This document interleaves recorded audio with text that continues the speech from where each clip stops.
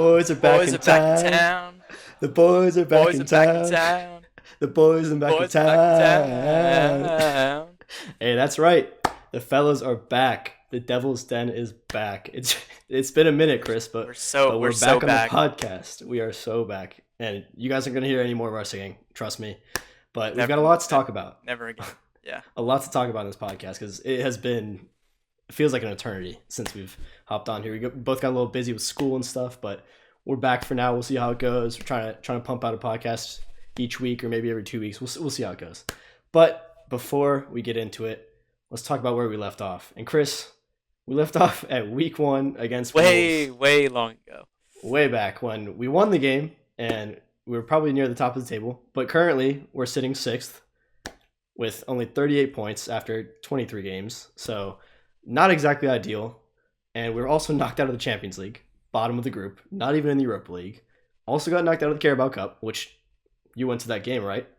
I was there. Unfortunately, I was there. 3-0. Well, Chris, 3-0 defeat to Newcastle. Chris, what is your Painful. synopsis of the season so far, though?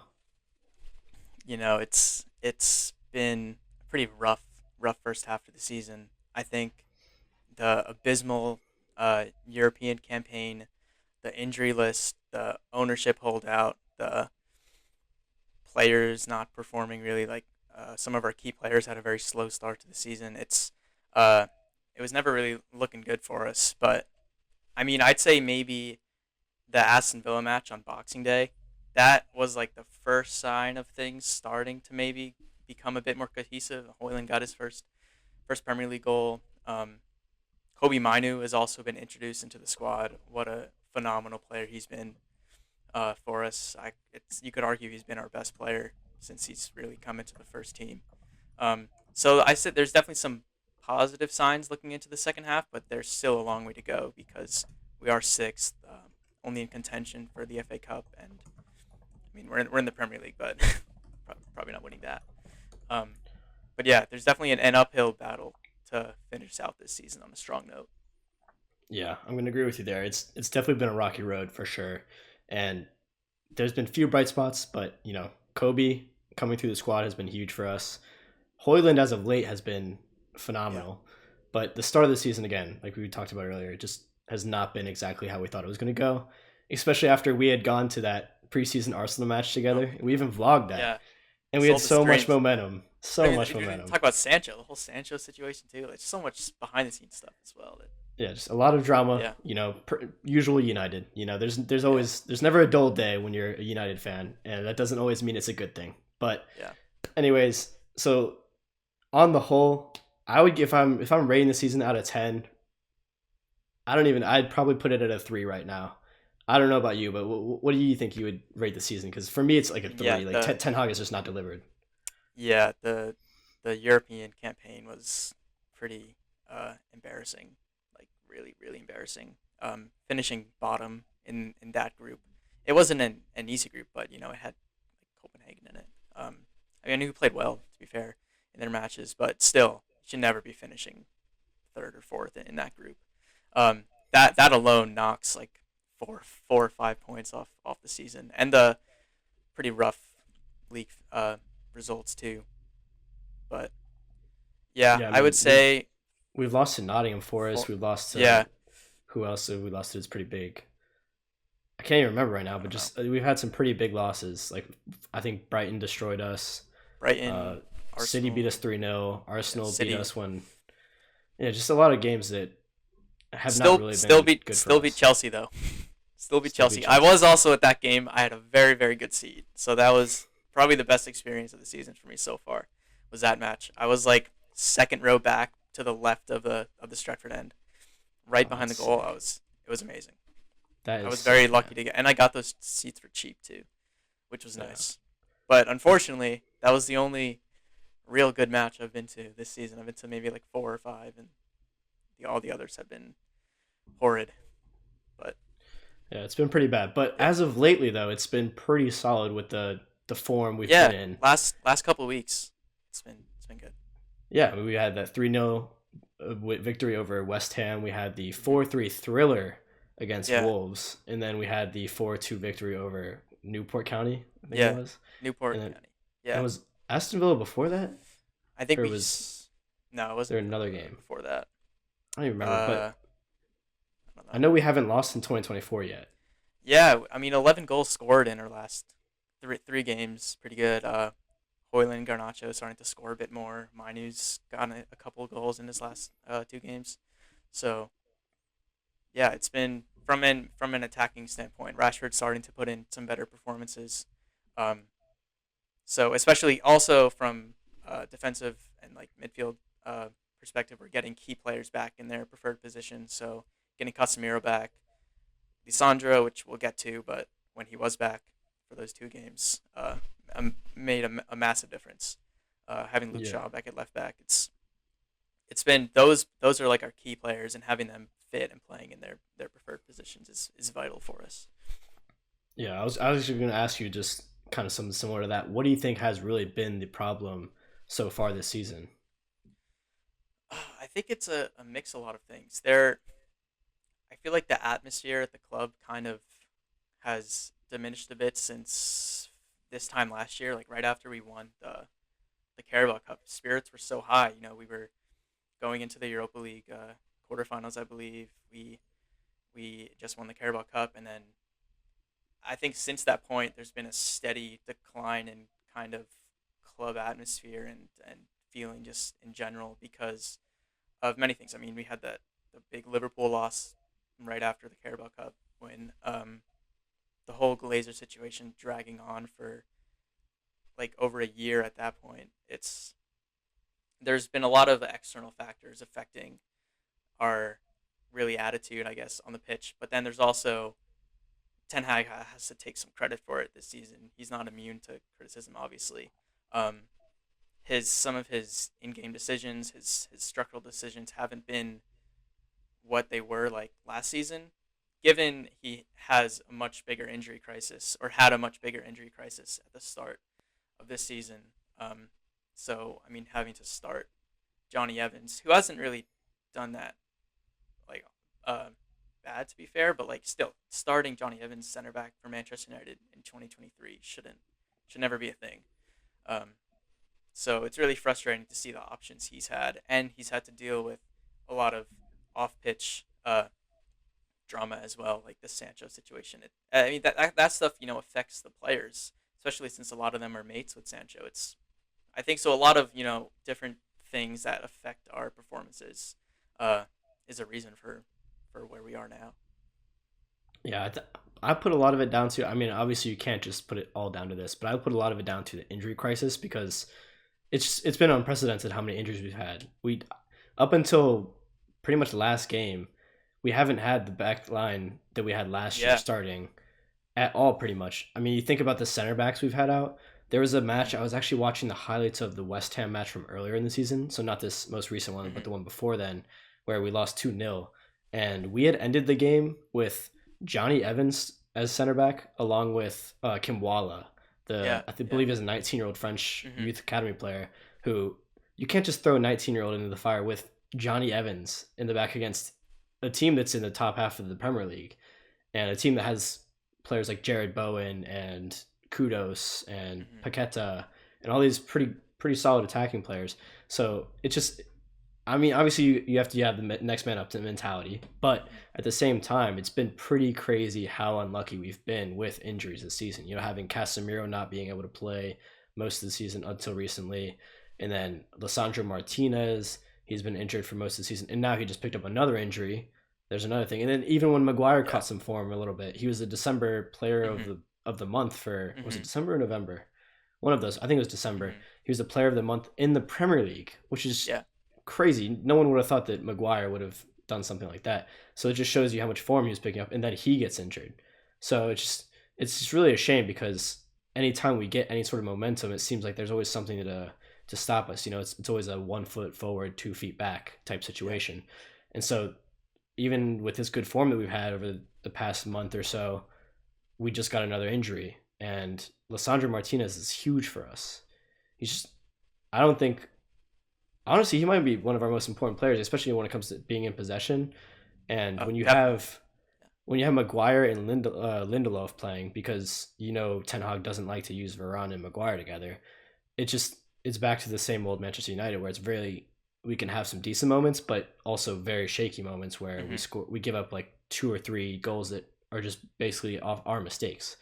So for me, it's just been the lack of consistency in the back line, and we've been leaking in so many goals this season that even now, when we're starting to score more, which that was our problem at the start of the season, we weren't able to score and put teams away because I don't even think we had a double-digit goal win until probably this year, the start of like Hmm. January. It doesn't matter if you can't score or if you can score goals if you're giving up so many. Because in that Wolves game, for example, I wasn't able to watch the second half because I was working, but just looking at the score updates, you keep seeing like, oh, we gave up 3 goals against Wolves, even 2 goals against Newport County. Is just like, Hmm. how are you? I know they were fluky goals, but still at the same time, you should be able to keep clean sheets sometimes. And so yes, like last match against West Ham, it was nice to see us keep clean sheet. But again, now we just lost Sandro Martinez, Hmm. so it gets that much harder each match to try and keep clean sheet. So the inconsistency in squad, just with so many injuries we've had this year, has really been tough for Ten Hag. And obviously, yes, I feel for him in that way. But at the same time, you still have to hold some standards. And Johnny Evans isn't an awful player. He's filled in and I feel like, done the best that he can probably do.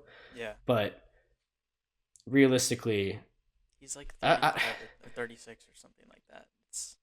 it's crazy. You It's wouldn't have thought insane. that Johnny Evans would be a starter for Manchester United at this age. Hmm. It's mind boggling. And then at the same Yeah. time, Chris, what are your thoughts on? I've heard some rumors about the medical team being, I don't know, overhauled in the summer is what might happen with the new ownership, because we're Yeah. going to talk about that a little bit later. But the medical team, they've got to watch these practices and maybe analyze, hey, maybe It's they're running too much, or something.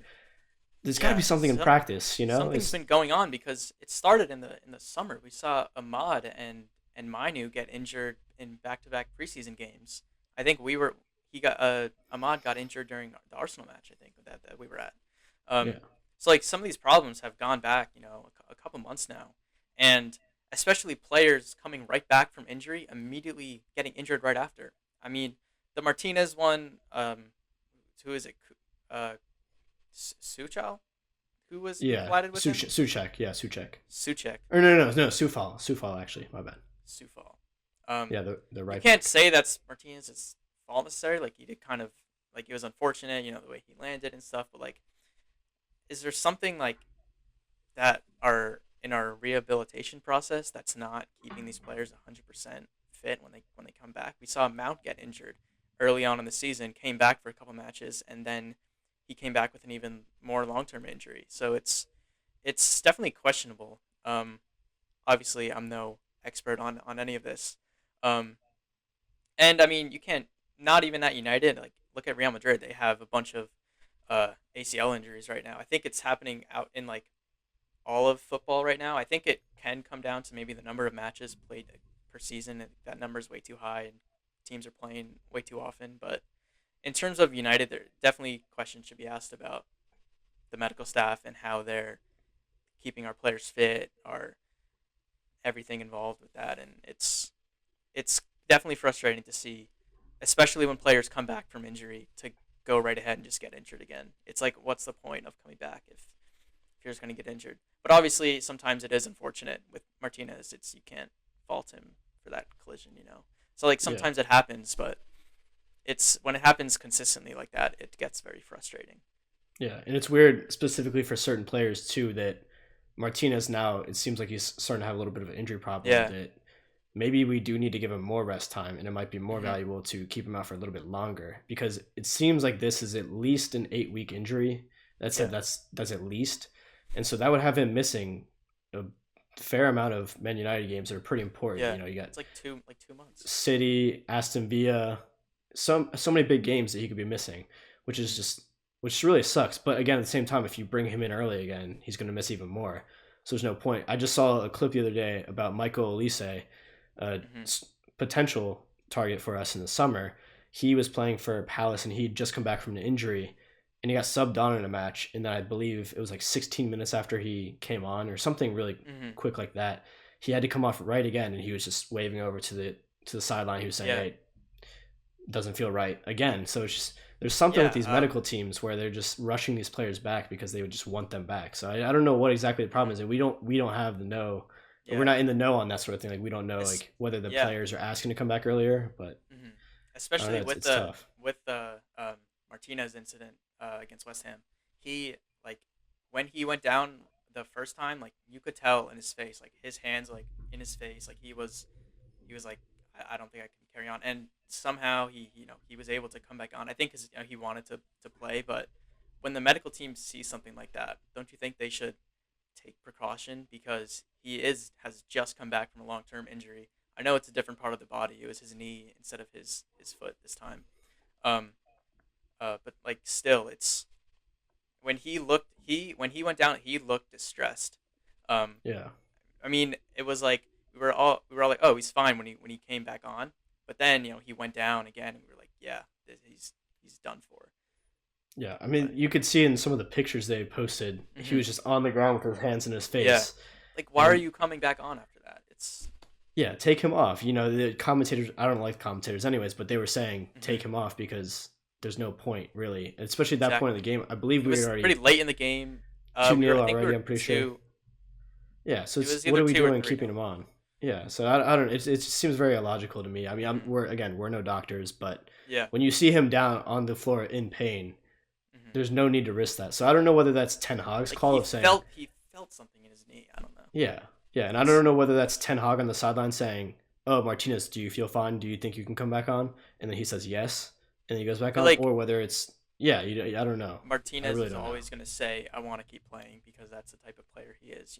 But it's the medical teams that go on the field. It's their recommendation to Ten Hag in the end, whether he should continue. So Yeah, I mean, obviously we don't know, but it's just speculation. But it is yeah, speculation. it's annoying. It's very frustrating But because we obviously we're out of the loop on yeah, that, but talking about the something we I are in the loop on, I think we should talk about the ownership situation. yeah. And it's a little bit of a weird segue, but the ownership situation is interesting because since the last time we talked, we now have new. I guess they're not full owners, but they acquired 25% of the club, and that's Sir Jim Radcliffe and Ineos. And Yeah. so he also has full sporting control of the club because they hold the majority of the board seats, or what I don't know the exact phrasing of it, but it's interesting because he's already brought in Omar Barada, the former CFO of Manchester City, who had a lot of say in things like the Holland saga and a lot of great things that have happened in Manchester City. So I'm interested on your take. What do you think is going to happen with Sir Jim Ratcliffe? I mean, obviously it's a great start bringing in Omar Barada, but again, we don't know what's going to happen. So many people didn't want him to come in. A lot of people wanted Mhm. Qatar to come in. We talked about Qatar coming in, Yeah. but looks like we're stuck with Sir Jim Ratcliffe. Yeah, we were over the summer. We were so sure that Qatar was gonna come in. We were just Qatar in. It's gonna be amazing. We're winning the quadruple next season. Um, Obviously, there was a. I think before the Ratcliffe deal, there was like a bombshell saying that Qatar dropped out because the Glazers didn't accept their final offer. I don't know if we ever talked about. I don't know if that was early enough when we were able to talk about it. But then everyone was kind of just like, shit, like we're not gonna have Qatar now. Um, so then the Sir Jim Ratcliffe news started to pick up that he was gonna buy a 25% minority stake. I think he has majority of,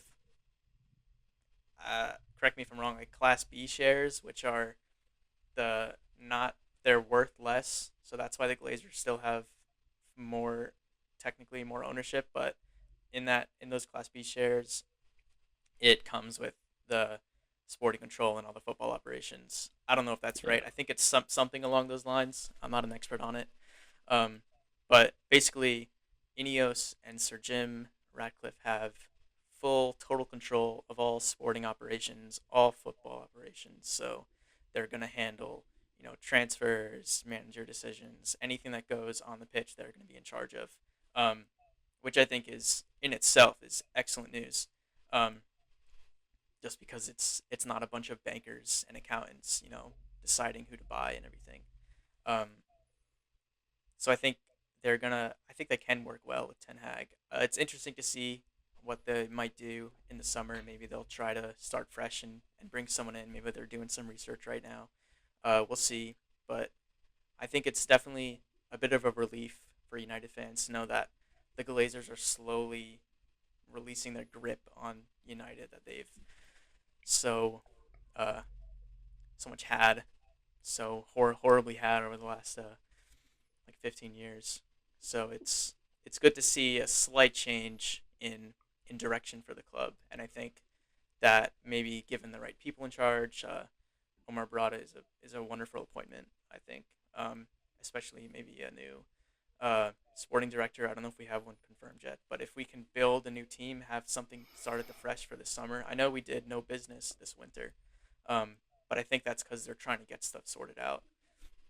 If they can come to the transfer window with a fresh team, a fresh set of ideas, and a new philosophy, that it could really spring our recruitment forward, and we can start to see more consistency on the field.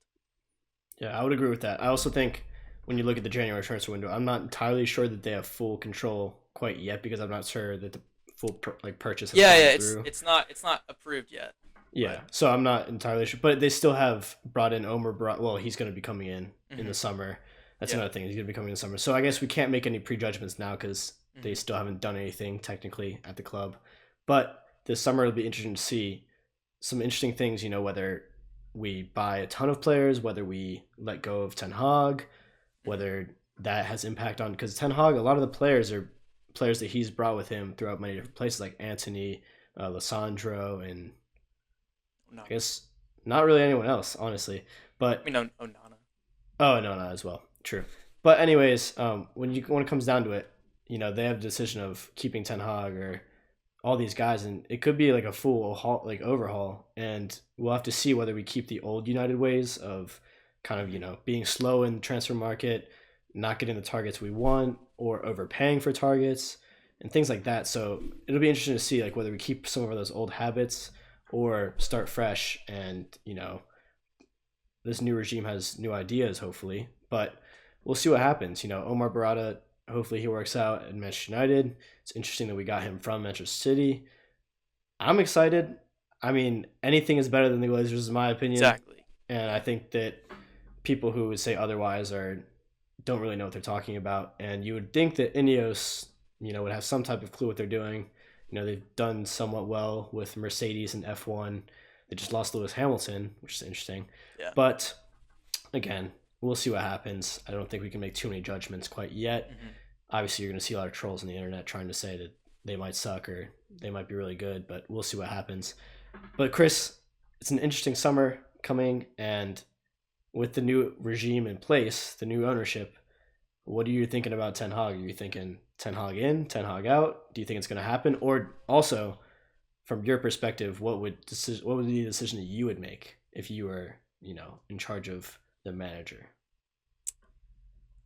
That's an interesting one. I think from the perspective of Jim Ratcliffe and Ineos, they might look at the first half of the season, or they just might look at this season and see if Ten Hag, is the right man to bring us forward. Obviously, he's had a bit control over the players he's bought. He's brought in a lot of his own signings, so this is definitely a somewhat Ten Hag's team.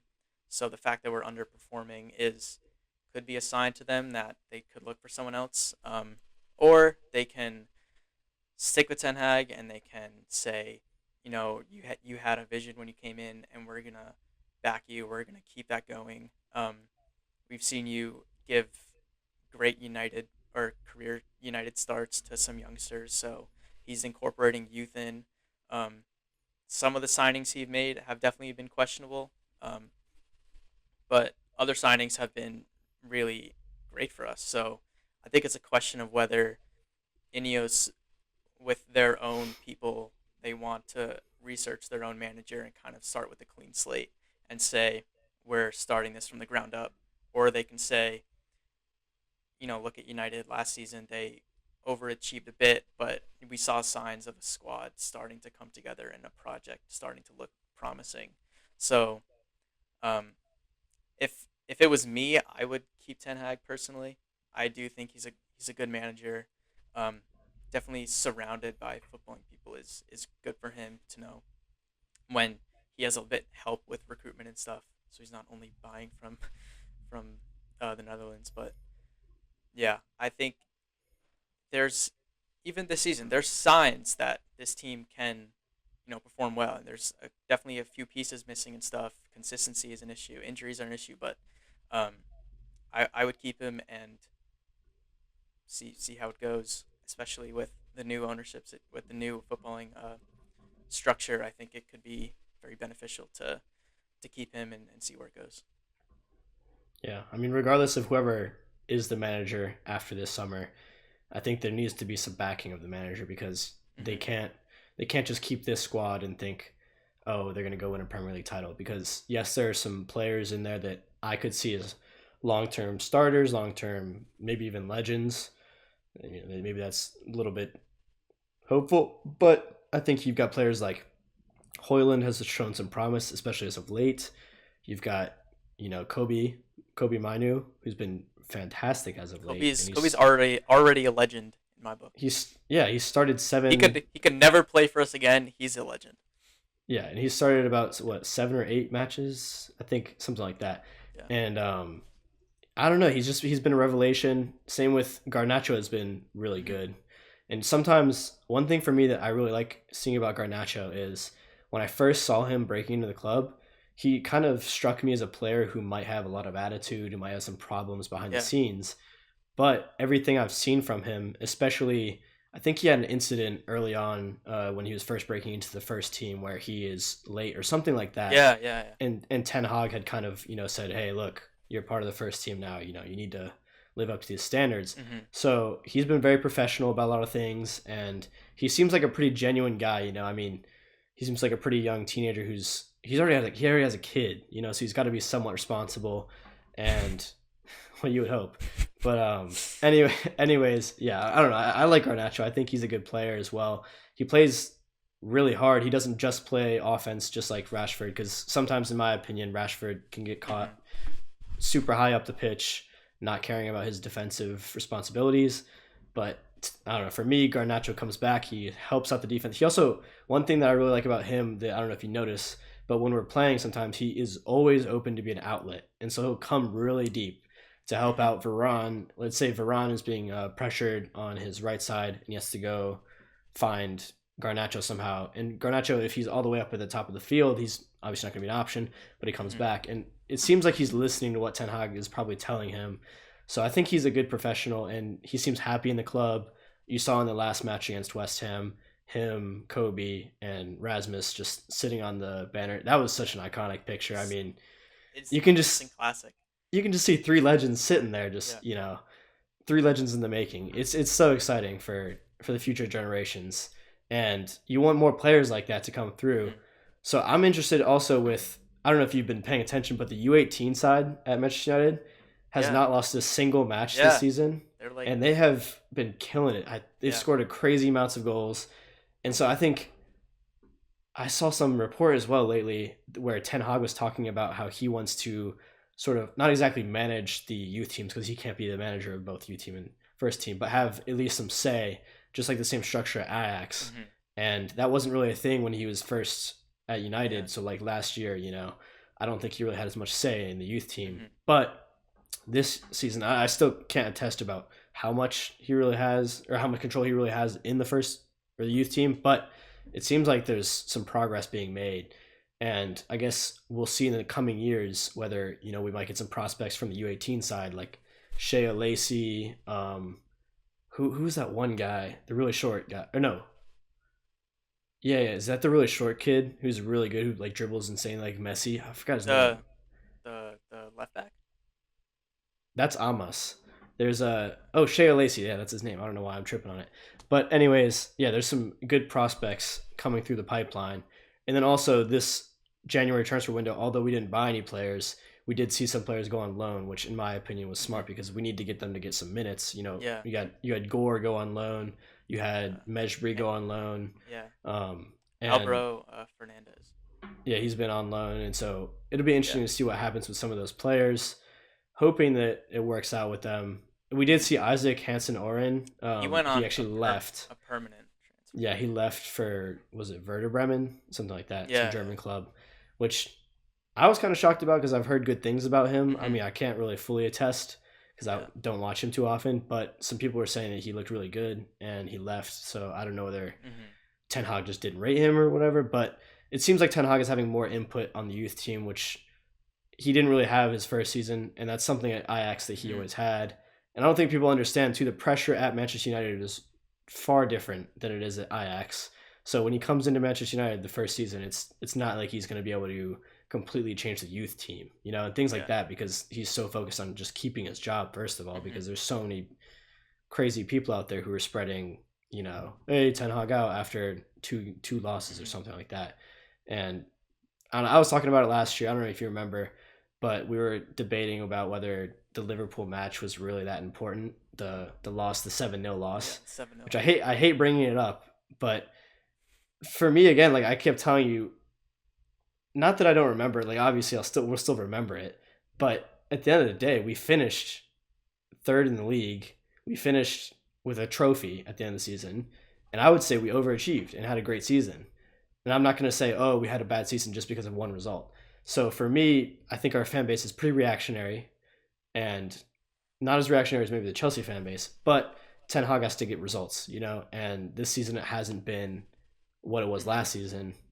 So that's why I'm a little fearful of what Ten Hag is, his future, whether he's going to be here or not. But I've seen some things where, again, like I was just elaborating on, he's working on the youth team. So those are things where those are long term things that show that he might be more committed and maybe behind the scenes the owners that are coming in, they might already be committed to him by giving him power like that. Hmm. And so we'll see what happens. But I don't know. For me, just like you, I'd like to see Ten Hag at least get a season two or Yeah. more of some more transfer windows, letting in more youth players. I mean, we've seen him develop Garnacho, we've seen him develop Mainu. He brought in Hoyland, Hmm. who a lot of people were skeptical about Hoyland because this 70 million Danish striker who's only been in the Italian league for Yeah. what was it, like half a season really. Hmm.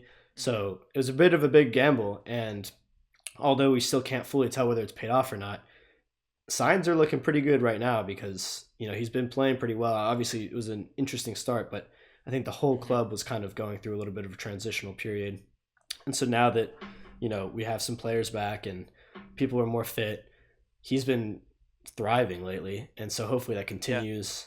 And as a striker, once you get that confidence, the goals start coming in. So we'll see. I mean, I think Ten Hag, he's made a lot of good decisions, made some not so great decisions.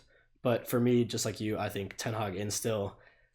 I mean, after certain matches, sometimes you don't want to say that, but Yeah. Exactly. I think this summer I would still opt to keep Ten Hag unless we happen to finish like I don't know. What do you think would have to happen for him to be sacked? You know what I mean? This season This yeah, either this season or into the summer. into the summer. I mean, I would say no European football next season, maybe, but there's even like a chance we don't even reach that this season. So, uh, I would hope not really. I think if we like really take a nosedive and turn for the worse and like really give like a shit second half of the season, then like maybe, but I highly doubt it, especially because I wanted to mention our past two managers, Ole and Mourinho. They got sacked for a lot less than Ten Hag this season, the start of the season. Ole got only sacked for I think it was three losses in like his last four or something. Ten Hag has had a pretty rough run of results, and I mean, me and a lot of and you and a lot of other United fans are honestly probably shocked he didn't get sacked. I think this is the first time we've actually stuck with the manager through the roughest point in their United career. I know it's only his second season, um, but I think if it was Ole or Mourinho in his position this season, and he would have got the sack. I think it's because they want to wait until the summer to assess, or they want to Yeah. wait out the season and assess.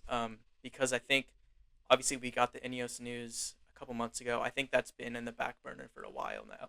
A while now. Um, So I think the Glazers are like, okay, we're just gonna figure out this whole uh, new structure, and we're not gonna jump to any decisions because now that we're giving Ineos control, it's their decision about who the manager should be. So we're not going to sack Ten Hag, and we're going to let Ineos decide and Sir Jim Ratcliffe decide.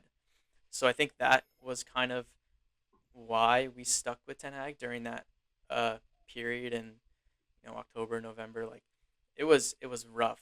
Like I think any other year, any other United manager, they're getting the sack. Um, so yeah, that's definitely why I think he is going to see out the rest of the season. I don't see him really getting sacked before the end of the season. If he made it past that period in October, November, he's definitely seen out the rest of the season. Yeah, I'd agree with you there. I think, yeah, it's pretty unlikely for him to get sacked during the season. And even, I don't know, for me, even during the summer, I'd say it's pretty unlikely because Mm-hmm. although he's had 9 losses in his 23 matches in the Premier League this season and a pretty crappy campaign in the Champions League, I'd still like to think that, I don't know if you know, but he still has the best winning percentage of any Mm-hmm. manager apart from since the Sir Alex Ferguson left. So he's still got that going for him. I mean, he won the Carabao Cup, which is the first trophy we had Mm-hmm. in a really long time. So I don't know. I'd still think it'd be shocking if he got sacked over the summer, and I don't Yeah. want him to. So I'm glad about that. But if he did, I don't even know who we'd bring in, but it'd be an interesting summer for sure. But Mm-hmm. let's just move on because we got to wrap it up. But we've got some games coming up. So like this Sunday, we've got Aston Villa, and then the Sunday after that, we've got Luton. So for me, it's interesting because typically last season we would be like, oh yeah, we've got a game on Sunday, then we got a game on Tuesday or Wednesday or something Mm-hmm. like that, and then oh, we've got another game on Sunday.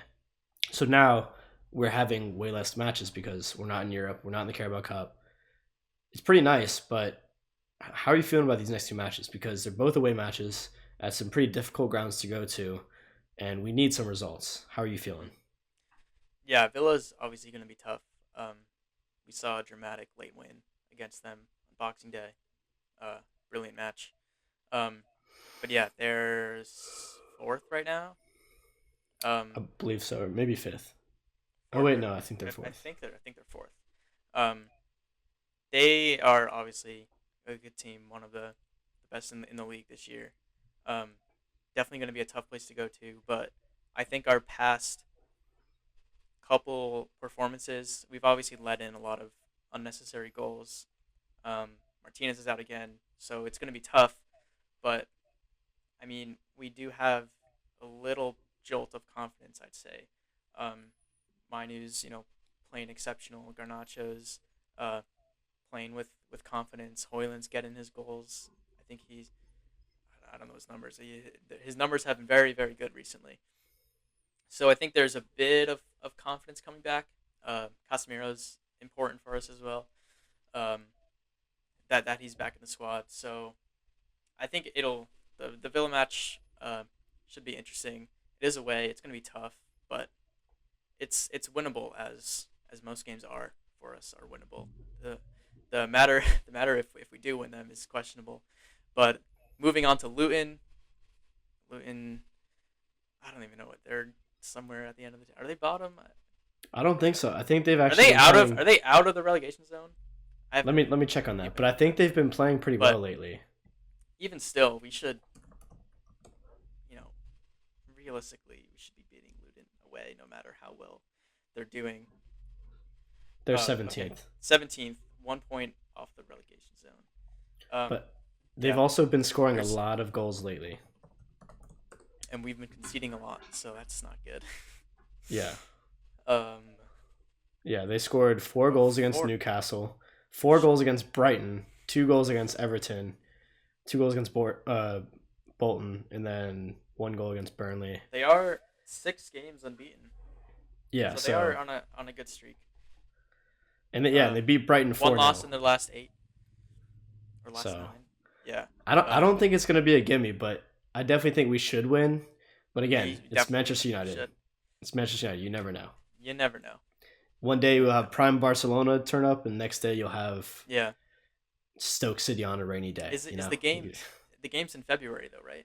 It's at the end of February um, February 18th is when our game is against them. because I don't know if you've seen the stat. We haven't lost.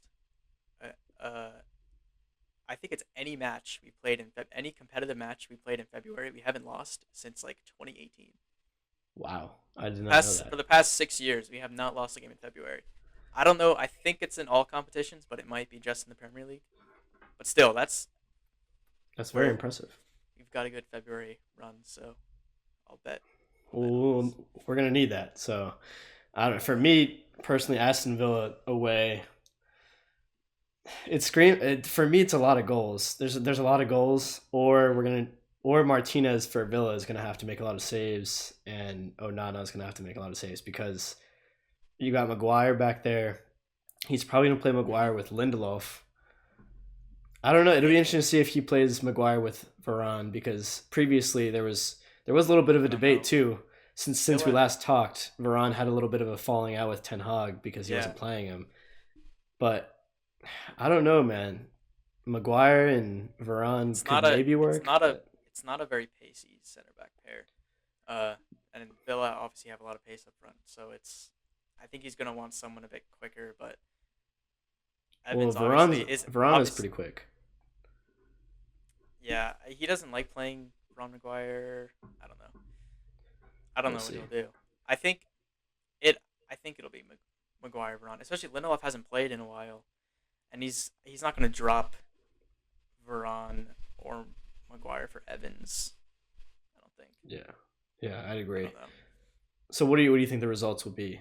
The Villa match, and I guess we don't need to talk about the Luton match because that's so far away. We'll talk about it another time. Villa. But Villa match. Villa. Um, I wouldn't be surprised if it was like a 2-2 maybe, because there definitely for sure might be a lot of goals, but on a more positive note, a United win. Could be another 3-2, like the reverse fixture, or a cheesy 2-1. Who knows? Hoyland's gonna score. Hoyland Hojlund and is going hat. to score. Hoyland scoring. I'm going for a three, no, a 4-2 Man United victory. It's a little bit lofty, I but like it. I think we'll give in two pretty crappy goals, and Hmm. then Hoyland will score two goals, and maybe mm, Bruno and Delo will score. I think Delo's gonna. I got a Yeah. feeling they've been trying to get him to shoot more, so I got a feeling that he'll score some sort of banger or something. But Yeah. we'll see. We'll see. But I mean, that's okay. It's a little bit of a hopeful result, 4-2. Yeah. But we need some type of hope. It's been a pretty bleak season, and we've been playing well lately. I don't know whether 11 Lissandro. goals in 3 games. Yeah, I don't know I whether can't remember the last time we've scored 11 goals in our last 3 games. yeah. So statistically, we should be scoring a lot of goals, but we'll see. I don't know. Well, that's all we got for you guys today because it has been a while since we have Yeah. talked, and it's good to be back, Chris. But The recap. that's all we got for you guys. And before we let you guys go, please go ahead and subscribe to the channel down below. Go ahead and like the video, comment, anything really. Just talk to us. If you guys got any ideas, anything we should talk about, please let us know. But yeah, that's all we got for you guys. Have a good rest of your day. Peace. Peace.